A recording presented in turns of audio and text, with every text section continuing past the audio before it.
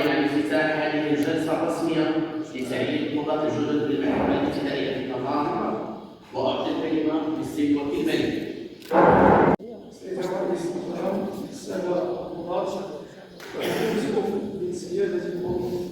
تعيين قاضي من هيئتكم المحترمة، كما أني بدوري أعين السيد محمد قنديل نائبي لمصاحبة السادة القضاة حمزة فارس الدين، السيد عبد الله الباش لمصاحبة السادة القضاة والنائب لهذه القاعة.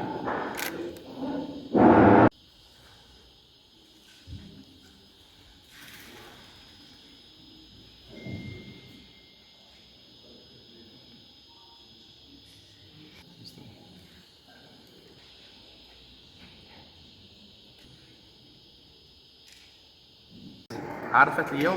رحاب المحكمة الابتدائية بطنطا تعيين مجموعة من القضاة الجدد المتخرجين في إطار الفوج 140 من المعهد العالي للقضاء، وتأتي هذه الخطوة في إطار تدعيم المحكمة الابتدائية بطنطا بأطر جديدة وضخ دماء جديدة في شريان هذه المحكمة، وكذلك تنزينا للمخطط الاستراتيجي للمجلس الأعلى للسلطة القضائية الرامي إلى تدعيم محاكم المملكة بمجموعة من الأطر والقضاة الجدد في إطار سد الخصص المسجل بمحاكم المملكة. بسم الله الرحمن الرحيم. كما تابعتم معنا، تم قبل قليل عقد الجلسة الرسمية لتنصيب 4 قضاة ونائب لوكيل الملك بهذه المحكمة عن الفوج 48 للقضاة. هؤلاء القضاة الشباب الذين أتمنى لهم صادقا كل التوفيق، كما أتمنى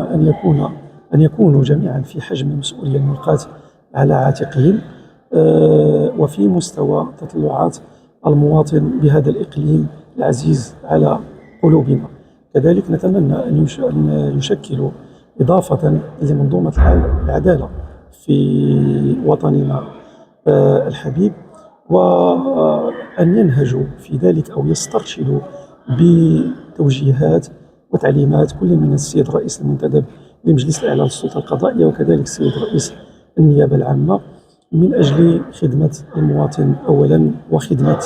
العدالة في مملكتنا الحبيبة، ولنكون جميعا عند حسن ظن القاضي الأول صاحب الجلالة الملك محمد السادس نصره الله وأيده.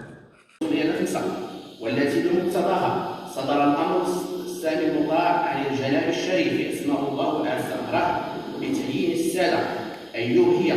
وحمزة فارس الدين وعبد الله الزرطي وأحمد حمومي قضاة بهذه المحكمة، والسيد أسامة أقباش نائبا لوكيل الملك لدى هذه المحكمة، والذي تولي بالجلسة العمومية